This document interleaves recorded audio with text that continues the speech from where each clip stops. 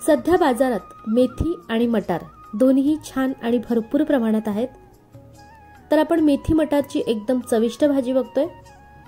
त्यासाठी कढईत 2 चमचे तेल गरम करून यात घालूया बारीक चिरलेले 2 कांदे, 2 हिरव्या मिरचीचे तुकडे आणि 4-5 ठेचलेल्या लसूण पाकळ्या. हाय फ्लेमवर हे छान परतून घेते. मिरचीचं प्रमाण आपल्या आवडीप्रमाणे कमी जास्त करू शकतो, पण आपण यात मटार घालणार आहोत आणि ताजे मटार चवीला थोडेसे गोडसर असतात, त्यामुळे हिरवी मिरची थोडी जास्त घातली तरी चालते. 1 मिनिटभर हे हाय फ्लेमवर परतलं. लसणाचा कलर सोनेरी झाला की यात घालूया बारीक चिरलेला 1 टोमॅटो. थोडंसं परतलं की मग गॅस कमी करून यात चिमूटभर हिंग आणि वाटीभर ताजे मटार घालूया. मटार आपल्या आवडीप्रमाणे कमी जास्त घालू शकतो. मटार शिजण्यासाठी यात पाणी वगैरे घालायची गरज नाही. ताजे मटार वाफेवर पण व्यवस्थित शिजतात. वाफेवर शिजवलेली मटारची फ्लावर आणि बटाटा घालून सुकी भाजी पण खूप छान होते. रेसिपी काही दिवसांपूर्वीच अपलोड केलेली आहे.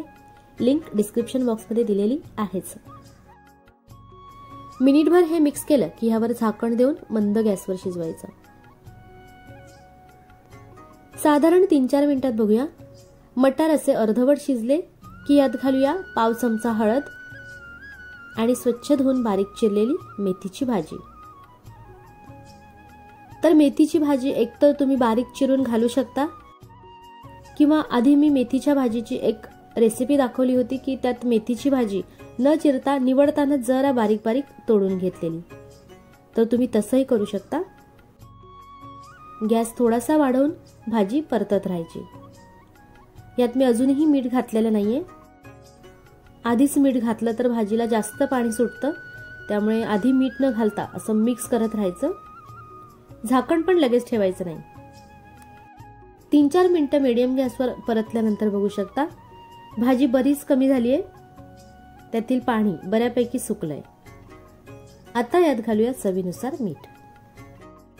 तुमच्याकडे असेल तर 2-3 चमचे खोवलेलं ओलं खोबरं या स्टेजला तुम्ही घालू शकता. ओलं खोबरं घातल्याने भाजी अजून टेस्टी होते. मेथीची भाजी घेताना खूप मोठ्या पानांची न घेता जरा बारीक पानांची कोवळी भाजी घेतली की चवीला मस्त लागते. भाजी जवळपास शिजलेलीच आहे. आता झाकण देऊन फक्त एक वाफ आणायची. 2 मिनिटं मंद गॅसवर शिजवल्यानंतर जरा मिक्स करून घ्यायची. एकदा चेक करायचं. मटार असा पूर्णपणे शिजला की शेवटचा अर्धा मिनिट गॅस जरा वाढवून मिक्स करायचं. त्यानंतर गॅस बंद. डाळ किंवा बटाटा घालून मेथीची भाजी आपण नेहमीच बनवतो, पण एकदा अशी ताजे मटार घालून मेथीची भाजी नक्की बनवून बघा. थोडीशी तिखट भाजी केली की चपाती बरोबर 1 नंबर लागते. नक्की घरी ट्राय करून बघा. आवडल्यास लाईक आणि शेअर सुद्धा करा. व्हिडिओ शेवटपर्यंत बघितल्याबद्दल थँक्यू.